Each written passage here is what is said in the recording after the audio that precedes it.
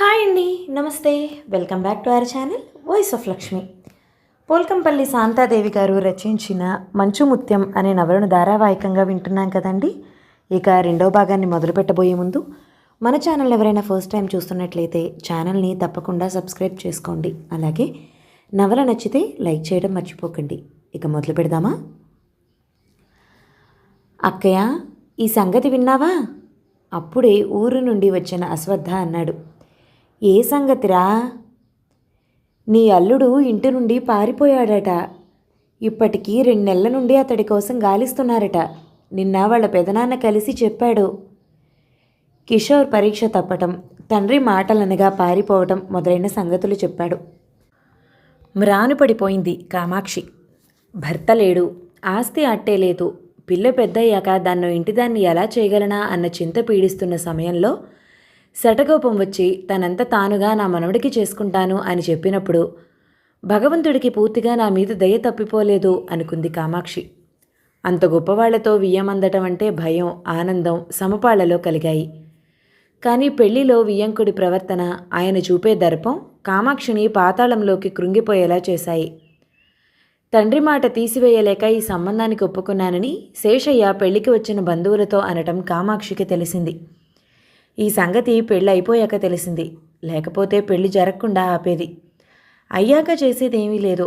ఎంత బాధనైనా గుట్టుగా దిగమింగటం అలవాటు చేసుకున్న కామాక్షి కిమ్మనకుండా ఊరుకుంది. కానీ ఆమె మనసులో శంక పీడిస్తూనే ఉంది. పిల్ల వ్యక్తురాలయ్యాక వాళ్ళు వచ్చి కాపురానికి తీసుకువెళ్తారా లేదా అని. ఆశంకే మనసులో ఓవైపు పుండులా సలుపుతున్న సమయంలో అల్లుడు పారిపోయాడన్న వార్త పిడుగుపాటైంది కామాక్షికి. పిడుగు మీద మరో పిడుగు పడింది. అసలు నీ బిడ్డకు జరిగింది పెళ్లి కాదక్కా, పెద్ద కుట్ర ఆవేశంగా అన్నాడు అశ్వత్థ. ఆ శటగోపం చచ్చి బతికిపోయాడు, కానీ లేకపోతే వాడి బుర్ర రామకీర్తనం పాడించేవాణ్ణి. కుట్రేమిట్రా? శేషయ్య గారి వరాల పంట, అదే నీ అల్లుడికి 16వ ఏట పెద్ద గండం ఉందని, ఆ గండం తప్పడం కోసం నీ కూతుర్ని చేశాడట శటగోపం. శటగోపానికి తన మీద ఉన్న అభిమానం చేతే కొడుకుని ఒప్పించి మనవడికి తన కూతుర్ని చేసుకున్నాడనుకుంది. అంత గొప్పవాళ్ళు తనతో అంత హడావుడిగా వియ్యమందడానికి అర్థం ఇప్పుడు తెలిసినట్టయింది కామాక్షికి. శటగోపం మహాపండితుడే. ఇంత మోసం చేయడానికి ఆయన ఎలా సిద్ధమయ్యాడు? ఈ ప్రశ్న అడిగి జవాబు పొందటానికి ఆయన ఈ లోకంలో లేడు. మనవడి పెళ్లి చేసి మరుసటి ఏడే ఆయన ఈ ప్రపంచం నుండి దాటుకున్నాడు. తాతగారు, నీడలేని ఆడదాన్ని మోసగించటానికి మీకు మనసు ఎలా అంగీకరించింది అని అడగటానికి అతడిప్పుడు ఈ లోకంలో లేడు. వాడు ఇంటి నుండి పారిపోయి 2 నెలలైతే పిల్లనిచ్చిన దానికి ఒక మాట చెప్పాలన్న జ్ఞానం లేదా అని వియ్యంకుడికి? పెళ్ళయిందే కానీ ఒక్కసారి ఇటు తిరిగి చూసారా? ఈవేళ ఈ సంగతి మనకు చెప్పి పంపలేదని చెప్పడానికి విరక్తిగా అంది కామాక్షి. తాటాకు బొమ్మలకు గుడ్డముక్కలను చీరలుగా చేసి కడుతూ ఈ లోకంలో లేనట్టుగా బొమ్మల ప్రపంచంలో లీనమైన యమునను చూస్తుంటే ఎప్పుడూ ఎరగని జాలి, ప్రేమ గుండెలో పొంగికి వచ్చాయి కామాక్షికి. పక్కపిల్లలతో ఆటలకి వెళితే తగువులు తెస్తుందని ఎవరితోనూ ఆడకుండా కట్టుదిట్టం చేసింది. ఈవేళ దానికి ఆ బొమ్మలు తప్ప స్నేహితులంటూ లేరు. ఈ వయసుకే ఆనందానికి, విచారానికి దూరమైన తీరాన్ని ఏదో చేరుకున్న మనిషిలా కనిపిస్తోంది ఆ పిల్ల. యమునను గుండెల కదుముకుని ఏడవసాగింది కామాక్షి. పారిపోయిన దీని మగుడు ఏనాటికో ఒకనాటికి తిరిగి రాక మానడు. వచ్చిన వాళ్ళు దీని కాపురానికి తీసుకెళ్తారా? చివరికిది మొగుడొదిలిన పిల్లగా బతకాలా? తలుచుకున్న కొద్దీ దుఃఖం వరదలా పొంగసాగింది. తల్లి ఎందుకు ఏడుస్తుందో తెలియని యమున బిత్తరపోయింది. ఆ దృశ్యం చూస్తున్న అశ్వత్థ కళ్ళలో కన్నీరు ఉబికింది. మేనకోడలికి జరిగిన అన్యాయానికి కుంటి ఎద్దులా బుసకొట్టవలసిందే కానీ పోట్లాటలకు వెళ్ళలేడు. శేషయ్య అంతు తేల్చడానికి తనకి అర్ధబలం, అంగబలం, చివరికి భుజబలం కూడా లేవు. తన నిస్సహాయత మీద తనకే అసహ్యం వేయసాగింది అశ్వత్థకి. దుఃఖపు వెల్లువ కొంచెం తగ్గి స్థిమితపడ్డాక అంది. మొన్న కొత్తపల్లి వాళ్ళు పిల్లనిస్తాను వస్తే ఎందుకొద్దన్నావురా? ఈ అవిటివాడికి పెళ్ళొకటి తక్కువని. అలా అని ఈ ప్రపంచంలో కుంటివాళ్ళు, అవిటివాళ్ళు పెళ్ళిళ్ళు చేసుకోవడం మానేస్తున్నారా? ఒకరి సంగతి నాకెందుకు, నా సంగతి ఏదో నేను ఆలోచిస్తాను. వాళ్ళు మనకంటే గర్భదరిద్రులు. ఎలాగో కన్నెచెర వదిలించుకోవాలని ఈ కుంటివాడికి పిల్లనిస్తామని వచ్చారు. ఈ అవిడితనానికి నేనే ఓ వైపు సిగ్గిల్లి చేస్తున్నానే, ఈ బాధ మరో పిల్లకు పంచనా? మధ్యలో ప్రమాదవశాత్తు వచ్చిన అవిడితనానికి నువ్వేం చేస్తావురా? ఈ ప్రపంచంలో నా అంటూ ఒకరు లేకపోతే బతకడం కష్టం. అశ్వత్థ, అమ్మ ఆరోగ్యం కూడా బాగోలేదు. రేపు ఆప్యాయంగా చూసే అమ్మ కూడా ఉండదు. ఈ అక్క ఉన్నా లేకున్నా ఒకటే నీకు. ఎటువంటి వాడికైనా తన వారంటూ ఉండాలిరా మనిషికి. వద్దక్క, నా స్వార్థం కోసం ఒక ఆడపిల్లను బలి పెట్టలేను. డాక్టర్లు నా కాలు కొట్టేసిన రోజే ఈ జీవితానికి పెళ్లి లేదని అనుకున్నాను. నన్ను ఇలాగే బ్రతకనివ్వండి. నాలో లేనిపోని ఆశలు రేపకండి. అతడి గొంతు ప్రాధేయపూర్వకంగానే కాదు, శాసిస్తున్నట్టుగా కూడా ఉంది. తమ్ముడి ముఖంలోకి పరిశీలనగా చూసింది కామాక్షి. ఎంత మారిపోయాడు అశ్వత్థ! ఆ బస్సు ప్రమాదం జరగకముందు ఎలా ఉండేవాడు? చంద్రుడికైనా మచ్చ ఉండేదేమో కానీ తనకి లేనట్టుగా ఉండేవాడు. కొండల్ని పిండి చేసే బల సంపద, ఆడపిల్లల్ని సమ్మోహితుల్ని చేసే సౌందర్యమూ ఉండేది. ఇప్పుడేమయ్యాయవి? పెరిగిన గడ్డం లోతుకుపోయిన చెంపల్ని కప్పి ఉంచలేకపోతోంది. పచ్చని పసిమి నల్లకప్పు పడింది. 35 ఏళ్ల వయసుకే 50 ఏళ్ల వృద్ధుడిలా నీరసించిపోయాడు. ఆ కళ్ళలో చోటు చేసుకున్న దిగులు తన కడుపులో దేవుతోంది. ఆ ప్రమాదం నా పసుపు కుంకుమల్ని తుడిచేయటమే కాదు, వెన్నెల విరియాల్సిన నీ జీవితానికి నల్లటి మసిని పులిమిపోయింది కదరా. కామాక్షి గుండె బరువెక్కింది. ఆనాడు అలా మెరుపులా దూసుకుపోయిన కిషోర్ ఊళ్ళో ఎవరింట్లోనూ తలదాచుకునే ఉద్దేశం కలగలేదు. తండ్రి మీద అతడికి చెప్పలేనంత కోపంగా ఉంది. చదువంటూ చిన్నప్పటి నుండి తన ప్రాణాలు తీసేశాడు. అమ్మ ఒళ్ళో హాయిగా పెరగాల్సిన ఈడులో అమ్మ నుండి దూరం చేసి కాన్వెంట్ పాలు చేశాడు. తనకి చదువబ్బదని ఎన్నో సంఘటనలు నిరూపించినా చదవాలి, నా కొడుకు డాక్టర్ అవ్వాలి అని సతాయించాడు. ఇష్టం లేని చదువు రావాలంటే వస్తుందా? పరీక్ష తప్పినంత మాత్రాన చర్నాకోలు జడిపిస్తూ వస్తాడా పైకి? తనింకా చిన్నపిల్లాడా ఆయన చేత దెబ్బలు తినటానికి? అసలు కంటికి కనిపించకుండా వెళ్ళిపోవాలి. అప్పుడు అయ్యగారు తీరికగా కూర్చుని గతాన్ని తలుచుకుని పశ్చాత్తాపపడాలి. కనిపించిన నాడు చెయ్యెత్తి కొట్టకుండా, పన్నెత్తి మాట్లాడకుండా చెయ్యాలి. అలా జరగాలంటే తను కొన్నాళ్లపాటు ఊరి సంగతి మర్చిపోయి ఎక్కడైనా ఉండిపోవాలి.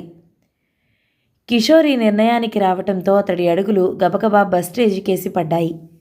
జేబులో అతడి చేతికి తగులుతున్న 10 రూపాయల నోట్లు 5 అతడి నిర్ణయానికి మరింత బలాన్నిచ్చాయి. సూరమ్మ పెద్దమ్మ 50 రూపాయలు బదిలిమ్మని అడిగింది. ఇచ్చిరారా అంటూ తల్లిచ్చింది. ఆవిడకి ఇవ్వడానికి వెళితే ఆవిడ పెత్తనాలకి ఎక్కడికో వెళ్ళినట్టు తెలిసి తిరిగి వచ్చాడు. ఇంట్లో అడుగు పెడుతూనే తండ్రి రౌద్ర స్వరూపంతో దర్శనమిచ్చాడు. హైదరాబాద్ బోర్డున్న బస్సు వచ్చేయడంతో కిషోర్ ఎక్కాడు. బస్ కదులుతుంటే అతడి మనసులో తండ్రి మీద కసి తీర్చుకుంటున్న ఆనందం పెల్లుబికింది. హైదరాబాద్లో 50 రూపాయలు ఖర్చు కావడానికి 2 రోజులు పట్టలేదు. డబ్బు సమస్య వేటాడటం మొదలుపెట్టింది కిషోర్ని. తన వేలికి ఉన్న వజ్రపు ఒడి ఉంగరం, మెడలో బంగారు చైన్ మళ్లీ ఆశాకిరణాలయ్యాయి. అవి అమ్మేయాలన్న ఆలోచన వస్తూనే కిషోర్ నగల షాపులోకి నడిచాడు. కస్టమర్స్ ఎవరూ లేరు. షాప్ ఓనర్ కాబోలు బాలీసునాననుకుని సీలింగ్ ఫ్యాన్ కింద సేద తీరుతున్నాడు. కిషోర్ అతడి ముందు నిలబడి ఉంగరం చూపాడు. దాన్ని తాను అమ్మదలుచుకున్నానని చెప్పాడు. సేట్ గారు ఎగాదిగా చూశాడు. మాసిపోయిన గుడ్డల్లో నిర్లక్ష్యమైన చూపులతో ఆ నిలబట్టంలోనే ఒక అహం కొట్టవచ్చినట్టుగా అగుపడుతోంటే అతడు సులభంగానే ఒక నిర్ణయానికి వచ్చేశాడు. వీడెవడో దొంగరాసుకెల్లా ఉన్నట్టున్నాడు అని. ఉంగరం తూచి లెక్క కెట్టడం ముగించి తలెత్తాడు. 50 రూపాయలు వస్తాయి. 50 రూపాయలు వస్తాయా? అది గాజు కాదు, వజ్రపు పొడి. నీ ఇష్టం, ఇంకెక్కడైనా అమ్ముకో. కానీ అది ఎక్కడెత్తుకొచ్చావు? ఇలా దొంగ సొమ్ము తీసుకుని షాపులో వెంబడి తిరిగావంటే ఎవడో పుణ్యాత్ముడు నిన్ను పోలీసులకు పట్టించి ఊరుకుంటాడు. ఏం కూసావు? ఇది దొంగ సొమ్మా? నేను దొంగనా? ఉంగరం చప్పున సేట్ చేతుల నుండి లాక్కుని సేట్ మీదకి లంఘించాడు. షాప్లో ఉన్న అతడి అసిస్టెంట్లు అడ్డుకోకపోతే బక్కచిక్కినట్లుగా ఉన్న సేటు మెడ కోడిమెడ విరిచినట్టుగానే విరిచేవాడు కిషోర్. సేటు గారు వగరుస్తూ, వాడి పడరెక్కలు విరిచి కట్టండి, ఇప్పుడే పోలీసుల్ని పిలిపిస్తాను, మక్కెలెరగదన్నిస్తాను అని అరిచాడు. సేటుగారిది బక్కచిక్కిన ప్రాణమే కానీ అసిస్టెంట్లు మాత్రం దృఢంగా ఉన్నారు. కిషోర్ని చెరో పక్క పట్టి కదలకుండా నిలబెట్టేశారు. ఫోన్ చేయడం పూర్తి చేసి కసిగా అన్నాడు సేట్జీ. దొంగ సొమ్ముతో ఎలా బలిశాడో వెధవ. పోలీసులొచ్చి బలుపంతా దింపుతారు. కిషోర్ గుండెల్లో రాయి పడింది. పోలీసులొస్తారు, తనని పట్టుకుపోతారు. తను నిర్దోషి అని నిరూపించుకునేలోగా వాళ్ళు ఒళ్ళు హోనం చేసి వదులుతారు. తను ఎవరి అబ్బాయో, ఎందుకు పారిపోయి వచ్చాడో అన్నీ చెప్పిస్తారు. ఈ విధంగా తను తండ్రికి చిక్కిపోవటం, ఆయనతో 4 తన్నులు తినటం ఇష్టం లేదు కిషోర్కి. అతడి బుర్ర చిరుగ్గా ఆలోచించింది. ఉంగరం తీసుకుని నన్ను విడిచిపెట్టండి. ఎందుకురా? పోలీసులు వచ్చి మా పీకలు పట్టుకోవడానికా? తప్పించుకు పారిపోయాడని చెప్పండి. ఎలా? కొరికి ఇలా ప్రాక్టికల్గా చెప్పాడు కిషోర్. బాధతో వాళ్ళు నోళ్లు తెరవటంతో పాటు వాళ్ల చేతుల పట్టు సడలింది. మెరుపులా రోడ్డు మీదికి వచ్చేశాడు. పట్టుకోండి పట్టుకోండి అన్న కేకలు వెనుక తరుముతున్నాయి. కిషోర్ బాణంలా దూసుకుపోసాగాడు. చాలా దూరం వచ్చేశాడు. వెనుక కేకలు వినిపించడం ఎప్పుడో మానేసినా ఇంకా ఎవరో తనని తరుముతున్నట్టుగా పరిగెత్తసాగాడు. గొంతు ఆర్చుకుపోతోంది. నిన్నంతా తిండి లేదు. రాత్రి ఒళ్ళంతా సలసలా మరుగుతున్నట్టుగా జ్వరం కాల్చింది. ఇప్పుడు రన్నింగ్ రేస్. ఒక్క క్షణం ఊపిరి పీల్చుకోవడానికి ఆగినా పట్టుబడిపోతానేమోనన్నట్లు పరిగెత్తసాగాడు. కళ్ళు తిరగటం మొదలుపెట్టాయి. కాసేపటికి కళ్ళకి ఏమీ కనిపించటం మానేశాయి. ఎక్కడ పడిపోయింది అతడికి స్పృహ లేదు. బేబీ, ఇప్పటికే 10 నిమిషాలు లేటు. త్వరగా బయలుదేరమ్మా. మళ్ళీ మనం భోజనం టైం వరకు తిరిగి వచ్చేయాలి. డాక్టర్ కృష్ణారావు అరుణోదయ గది ముందుకు వచ్చి అన్నాడు. అయిపోయింది డాడీ, ఒక్క నిమిషం. ఆ గొంతు వినవచ్చిన 5 నిమిషాలకు అరుణోదయ గది యువతలకు వచ్చింది. ఆమె వైపు అపురూపంగా చూశాడు కృష్ణారావు. రోజు లంగా జాకెట్లో ఉండే ఉదయ ఈరోజు వాళ్ళమ్మ చీర కట్టుకుంది. 13 వసంతాలు చూసిన ఆమె శరీరం అప్పుడే విచ్చుకుంటున్న మొగ్గలా సాగుతున్న లతలా ఉంది. Krishnarao heart specialist. ఆయనకు వృత్తిలో మంచి పేరుంది. గవర్నమెంట్ జాబ్ ఉంది. పెద్దలు సంపాదించిన ఆస్తి ఉంది. అందమైన భార్య, ఆమె అందం పుణికిపుచ్చుకున్న అరుణోదయ ఉన్నారు. కృష్ణారావు నిగర్వే కానీ కూతురు విషయంలో మాత్రం కొంచెం గర్వపడుతూ ఉంటారు. ఉదయ అందగత్తె మాత్రమే కాదు, చాలా తెలివైన పిల్ల. చదువులో ఎప్పుడూ ఫస్టు. అందమైన సంతానాన్ని చూసి తల్లులు గర్విస్తే వాళ్ల తెలివితేటలు చూసి తండ్రులు గర్విస్తారు. ప్రతి పరీక్షలో ఉదయ తెచ్చుకునే మార్కులు చూసినప్పుడల్లా ఆయన కళ్ళలో ఒక మెరుపు మెరుస్తూ ఉంటుంది. ఛాతీ గర్వంతో పొంగుతుంది. ఈరోజు కొద్దిగా షాపింగ్ చేయాలి అంది ఉదయ. అందుకే ప్రయాణం. కార్ తలుపు తీసి పట్టుకు నిల్చున్నాడు కృష్ణారావు. ఉదయ ఎక్కుతూనే డోరు మూసి అటు నుండి వచ్చి ఎక్కి స్టార్ట్ చేశాడు. కార్ గేటు దాటుతూ ఆగిపోయింది. గేటుకు కొంచెం ఆవల కాంపౌండ్ వాల్ పక్కగా ఎవరో అబ్బాయి పడి ఉన్నాడు. జ్యేష్ఠమాసం, 12 గంటల సమయం. ఎండ నిప్పులు చెరుగుతోంది. ఆ ఎండలో అలా ఒక మనిషి పడి ఉండగా కారు ముందుకు పోనివ్వాలనిపించలేదు కృష్ణారావుకు. కారు ఆపి దిగి, ఏ అబ్బాయి అంటూ పిలిచాడు. నిన్నే, ఇక్కడ పడుకున్నావేమిటి? నిద్రలో కుంభకర్ణుణ్ణి తలదన్నినట్టున్నాడు డాడీ. ఉదయ నవ్వింది. ఈ ఎండలో ఈ వేళప్పుడు నిద్రపోవటం ఏమిటి? వీడికి అసలా ఒంటి మీద స్పృహ ఉన్నట్టులేదు. కృష్ణారావు వంగి అతడిని తట్టాడు. ఎవరు నువ్వు? ఇక్కడ పడుకున్నావేమిటి? అతడి నుండి జవాబు రాలేదు. అతడు జ్వరంతో ఒళ్ళు తెలియకుండా పడి ఉన్నాడని గుర్తించడానికి ఎంతోసేపు పట్టలేదు కృష్ణారావుకు. కోటయ్య, పనివాణ్ణి కేకేశాడు. కోటయ్య పరుగున వచ్చాడు. దొరా అంటూ. కింద ఎండలో పడి ఉన్న సాల్తీని చూసి, 2 గంటల నుండి ఇతడిలాగే పడి ఉన్నాడు దొరా అన్నాడు. నువ్వు మనిషివేనా? దొరా, కోటయ్య గొంతు భయంతో వణికింది. నా ఇంటి ముందు ఒక మనిషి 2 గంటల నుండి జ్వరంతో ఎండలో పడి ఉన్నాడు. నువ్వు చూసి కూడా చెప్పలేదు. నిన్నేమనాలి? అతడికి జ్వరమని నాకు కలపడిందా? ఫుట్పాత్ల మీద ఇలా ఎంతమంది పడి ఉండరు? ఫుట్పాత్ల మీద 10-11 గంటలైనా పడి నిద్రపోయేవాళ్ళు ఎందుకుండరు? వాళ్ళు ఏ కూలీనాలి జనమో, రాత్రంతా కష్టపడితే కానీ డొక్క నిండని వాళ్ళో అయ్యి ఉంటారు. వీడు ఆ బాపతు కానట్టున్నాడే. కృష్ణారావు ఆ సాల్తీని పరిశీలనగా చూశాడు. అతడు తొరుక్కున్న టెర్లిన్ చొక్కా, టెర్లిన్ ప్యాంట్ బాగా మాసిపోయి ఉన్నాయి. ఉంగరాల జుట్టు తైల సంస్కారం లేక ఓ గడ్డి దుబ్బులా తయారైంది. కోటయ్య అబ్బాయి భుజం తట్టి ఇటు మలిపాడు. అతడి కుడి చేతుకున్న వజ్రపు పొడి ఉంగరం సూర్యకిరణం పడి జిగేల్మంది. గుండీలు విడివడిన చొక్కాలో నుంచి బంగారు గొలుసు కనిపిస్తోంది. ఆ ముఖం వర్చస్సు చూస్తూ ఉంటే చూపు తిప్పుకోవడం కష్టం అనిపించింది కృష్ణారావుకు. ఫుట్పాత్ మీద బతుకు వెళ్లదీసేవాడు కాదు, ఎవరో గొప్పింటి కుర్రాడు. ఇలా ఇంత నికృష్టంగా ఈ రోడ్ సైడ్నే ఎందుకు పడి ఉన్నాడు? జవాబు కోసం వృధా చేసే సమయం కాదు. కోటయ్య సాయంతో అతడిని కారులోకి చేర్చాడు కృష్ణారావు. తనని అక్కడే వదిలి కారు వెళ్ళిపోతుంటే, డాడీ నా షాపింగ్ అంది ఉదయ దిగులుగా. వీలైతే రేపు. కారు కృష్ణారావు పనిచేసే హాస్పిటల్ వైపు దూసుకుపోసాగింది. 2 రోజులు గడిచాయి. మధ్యాహ్నం 2 గంటల సమయం. కృష్ణారావు భార్య విమల భర్త ఆగమనం కోసం వేచి చూస్తోంది. భర్తతో కలిసి భోజనం చేయాలన్న ఆమె కోరిక ఈవేళ తీరేట్టలేదు. ఆమె ఒక మహిళా మండలికి సెక్రటరీ, ఒక క్లబ్కు ప్రెసిడెంట్. ఎప్పుడూ ఏవో కార్యక్రమాలతో బయట గడిపేస్తూ ఉంటుంది. ఎప్పుడో ఇలా కలిసి భోజనం చేయాలన్న కోరిక తీరాలంటే ఎంత గగనమో. ఆమె బయట పని కల్పించుకోవడానికి సగం కారణం డాక్టర్ గారే. ఆయన వృత్తికి ఒక సమయం అంటూ ఉండదు. ఆయనతో సరదాగా గడపాలనుకున్న రోజే ఆయనకేదో సీరియస్ కేసు వచ్చి పడుతూ ఉంటుంది. హడావిడిగా వెళ్ళిపోతారు. అప్పుడు తన మనసు తినే దెబ్బ, పొందే ఆశాభంగం అంతా ఇంతా కాదు. వాటి నుండి తప్పించుకోవాలంటే ఇంటికి దూరంగా గడపక తప్పదు. కృష్ణారావు వచ్చాడు. ఆయన ముఖం బాగా వాడిపోయి ఉంది. విమల మౌనంగా లేచి వెళ్ళి టేబుల్ మీద భోజనం వడ్డించసాగింది. తల్లికి పనిలో సాయం చేస్తున్న ఉదయ, ఆ అబ్బాయికి ఎలా ఉంది డాడీ అని అడిగింది. చచ్చిపోయాడు. ఉదయ ముఖం మ్లానమైంది. మర్చిపోవడానికి వీల్లేనంత ఇదిగా ఆ అబ్బాయి ముఖం మనసులో ముద్రపడింది. మొన్నటి నుండి ఆ అబ్బాయిని బ్రతికించాలని ఎంతో శ్రమపడ్డాడు తండ్రి. వేళకు తిండి నిద్రలు మానేసి అతడి కోసం హాస్పిటల్లో ఉండిపోయాడు. పూర్ ఫెలో చచ్చిపోయాడు. ఎవరో ఎక్కడివాడో. ఆ బాడీని హాస్పిటల్లో పూడ్చిపెడతారు కాబోలు. కృష్ణారావు ప్లేట్లో చెయ్యి పెడుతూ ఉండగానే ఫోన్ మోగింది. చెయ్యి కడుక్కోకుండానే వెళ్ళి ఫోన్ అందుకున్నాడు. అతడి ముఖం సంభ్రమంతో నిండిపోయింది. నిజం? ఎంత అద్భుతం! వస్తున్నా, ఇప్పుడే వచ్చేస్తున్నాను. కృష్ణారావు భోజనం చేయకుండానే చెయ్యి కడిగేసుకుంటూ ఉంటే విమల కళ్ళలో నీళ్లు తిరిగాయి. బాధతో కాదు, రోషంతో. నువ్వు తినే విమల. నువ్వు చెయ్యి కడిగేసి లేచిపోతే నా మీదొట్టు.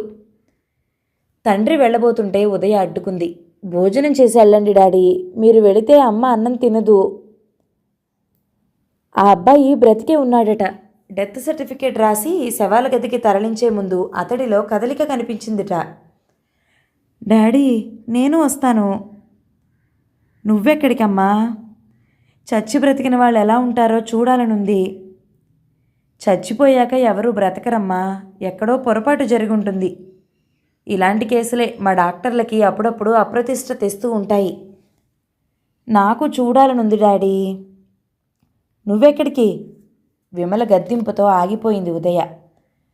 భర్తను తన కనుసన్నలలో నిలుపుకోలేని అసక్తత కూతురి విషయంలో కట్టుదిట్టంగా మారిపోయింది.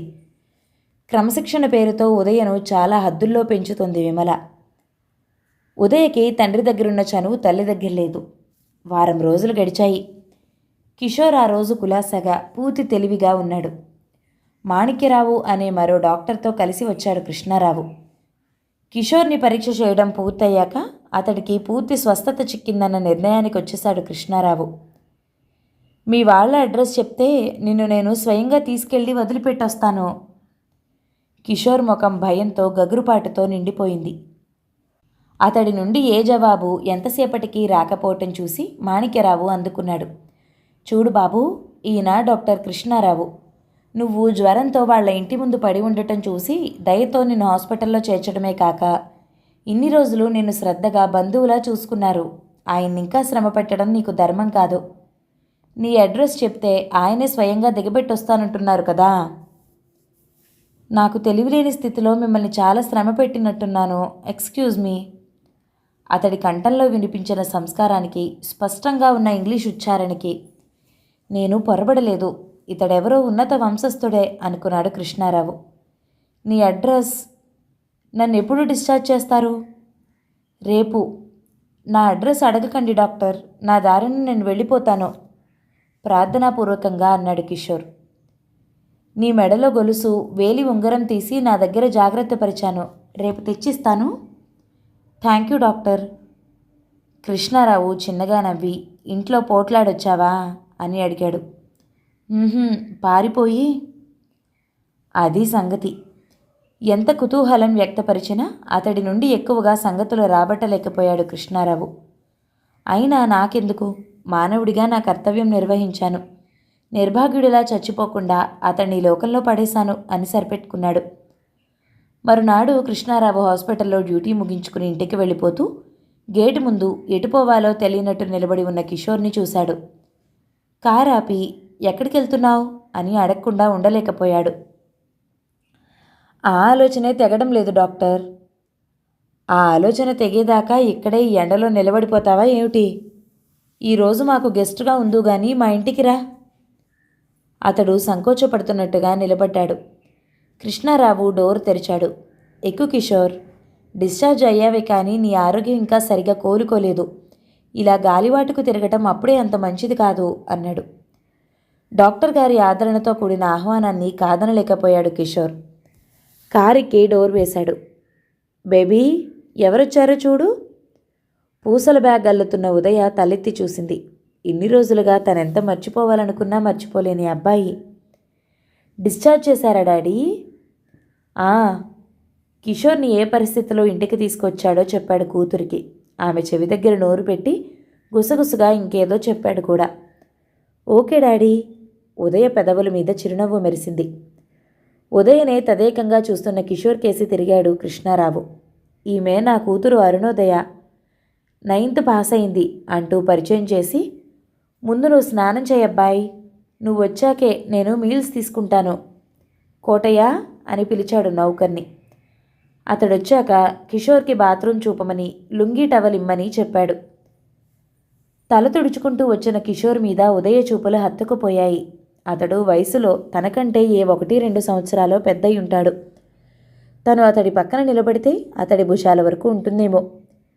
అప్పుడే మొలుస్తున్న మీసకట్టు గులాబీ రంగు పెదవుల మీద సన్నని పెన్సిల్ గీతలా కనిపిస్తోంది. అతడి కళ్ళు ఆడవాళ్లకు ఉండాల్సినంత విశాలంగా అందంగా ఉన్నాయి. కానీ ఆ కళ్ళలో కనిపించని అహం. అతడి ప్రతి కదలికలో అదో విధమైన నిర్లక్ష్యం. కృష్ణారావు చేతులు కడుక్కుని చిన్నతుండుతో తుడుచుకుంటూ డైనింగ్ టేబుల్ సమీపించాడు. బేబీ, అమ్మ పడుకుందా? పడుకుంది. ఇద్దరికీ వంటవాడు వడ్డిస్తుంటే ఉదయం మౌనంగా తండ్రి పక్కన నిల్చుంది. కిషోర్ చాలా కొద్దిగా తిని భోజనం ముగించాడు. కృష్ణారావు భోజనం చేసి విశ్రాంతి కోసం తన గదిలోకి వెళ్ళిపోతూ, నిద్రపోకు కిషోర్, పగటి నిద్ర అంత మంచిది కాదు, మా బేబీతో కబుర్లు చెప్తూ ఉండు అని చెప్పాడు. తండ్రి తన చెవిలో చెప్పిన మాట గుర్తు తెచ్చుకుని కిషోర్ని కబుర్లలోకి దించింది ఉదయ. కొంచెం మేకప్ చేస్తే చాలు, నువ్వు అచ్చం ఆడపిల్లలా ఉంటావు. నువ్వు మీ అమ్మ పోలిక అనుకుంటాను. నా అంచనా నిజమా కాదా? నాది అమ్మ పోలికే అంటారు. డాడీ చెప్పారు నువ్వు ఇంటి నుండి పారిపోయి వచ్చావని. నాన్న మీద అలిగా, అమ్మ మీద అలిగా? జవాబు చెప్పడానికి ఇష్టపడనట్టుగా కిషోర్ ముఖం తిప్పుకున్నాడు. ఉదయ నిరాశపడలేదు. అతడే పరిస్థితిలో తమ ఇంటి ముందు పడగా చూశారో, తన తండ్రి అతడి కోసం ఎంత శ్రద్ధ వహించాడో ఎన్నో సంగతులు చెప్పింది. ఎలా అయితేనేం అతడి ముభావత్వాన్ని, బెరుకుతనాన్ని పోగొట్టి అతడు ఇంటి నుండి ఎందుకు పారిపోయి వచ్చాడో రాబట్టగలిగింది. కానీ తన ఊరి పేరు చెప్పడానికి మాత్రం ఇష్టపడలేదు కిషోర్. 1 గంటలో మంచి స్నేహితులైపోయారు ఉదయ, కిషోర్. కృష్ణారావు నిద్ర ముగించి యువతలికి వచ్చేసరికి ఆ ఇద్దరూ ఎంతో సన్నిహితంగా, చిరకాల స్నేహితుల్లా కనిపించారు కబుర్లు చెప్పుకుంటూ. నీ ఫ్రెండ్ ఏమంటున్నాడమ్మా? చిరునవ్వుతో ప్రశ్నించాడు. కిషోర్ బ్యాడ్మింటన్ బాగా ఆడగలడట నాన్న. అతడికి ఆటలో చాలా ప్రైజులు వచ్చాయట. నాకు నేర్పమని అడిగాను, నేర్పుతానన్నాడు ఉత్సాహంగా చెప్పింది ఉదయ. ఆ రోజు గడిచింది. ఉదయమే నిద్రలేచి, గుడ్ మార్నింగ్ కిషోర్ అంటూ వచ్చింది ఉదయ. నేను వెళ్తున్నాను అరుణోదయ. ఎక్కడికి? ఉదయ ముఖం ఎలాగో అయిపోయింది. జవాబు నాకే తెలియదు, మంద్రస్వరాన అన్నాడు. డాక్టర్ గారి ఆదరణ ఒక ఎత్తు, నీ స్నేహం ఒక ఎత్తు. జీవితంలో నేను మీ ఇద్దరినీ మర్చిపోలేను. నువ్వు ఉత్త అబద్ధాల కోరుగా ఉన్నట్టున్నావే. ఉదయ బొంగమూతి పెట్టింది. కిషోర్ అయోమయంగా చూశాడు. నిన్న నాతో ఏం చెప్పావు? గుర్తు చేసుకోవడానికి ప్రయత్నించాడు. నిన్న ఉదయ్తో చాలా సంగతులు చెప్పాడు. ఉదయ్ అడిగేది ఏ సంగతి గురించి? నాకు బ్యాడ్మింటన్ నేర్పుతానన్నావు. ఉంటే తప్పకుండా నేర్పేవాడినే. మరి ఉండటానికి అభ్యంతరం ఏమిటి? చూడు కిషోర్, నాతో ఆడే పాడే స్నేహితులు ఎవ్వరూ లేరు. ఈ సెలవులు అయిపోయే వరకు నువ్వు నాకు కంపెనీగా ఉండిపో. ఈలోగా నీకు మీ వాళ్ళ మీద ఏర్పడిన అలకపోయి ఇంటి మీద మనసు తిరగొచ్చు. పరాయి ఇంట ఉంటున్నానే అనే భావన నీకొద్దు. నీకు ప్రాణం పోసిన డాక్టర్ ఇల్లు నీకు పరాయిది కాదు. కిషోర్ ఆలోచనలో పడ్డట్లు కనిపించాడు. ఉదయ మరింత మృదుస్వరంతో అతడితో ఎంతో చనువున్న దానిలా అంది. చక్కగా మీ ఊరికి వెళ్ళిపోతానంటే నేను అడ్డు చెప్పను. ఈ క్షణమే నువ్వు వెళ్ళిపోవడానికి అనుమతి లభిస్తుంది. అలా కాకుండా నువ్వు దారి తెలియకుండా వెళ్ళిపోతానంటే నేను ఒప్పుకోను. కొద్ది రోజులు ఉంటాను ఉదయ. అది నీకు బ్యాడ్మింటన్ నేర్పిస్తానన్న మాట కోసమే సుమా. ఒక ఆడపిల్లకు ఇంత సన్నిహితంగా రావటం కిషోర్కి ఆశ్చర్యంగా ఉంది. ఇలా సన్నిహితంగా రావటంలో గల హాయి అతడికి భయంగానూ కలవరంగానూ కూడా ఉంది. ఉదయ తండ్రి గదిలోకి వెళ్ళి కొద్ది నిమిషాల తర్వాత కొంత డబ్బుతో తిరిగి వచ్చింది. నౌకర్ని వెంటపెట్టుకు వెళ్ళి నువ్వే బూట్లు, నెట్ కావలసినవి తీసుకురా.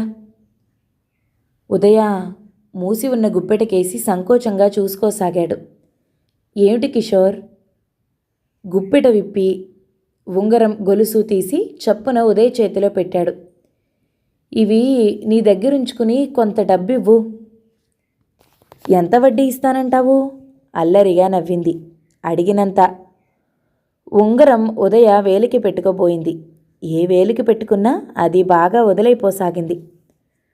కొంచెం దారం ఇవ్వు, ఇది నీ వేలికి పట్టేట్టు చేస్తాను. ఉదయ ఇచ్చిన దారం ఉంగరానికి మందంగా చుట్టి ఉదయ కుడిచేయి అందుకుని తనే తొడిగాడు కిషోర్. అబ్బా, ఎంత నున్నగా ఉన్నాయి నీ వేళ్ళు. నీ చేతినిలా చూస్తుంటే నాకు ఒక ఇంగ్లీష్ పోయం గుర్తొస్తుంది.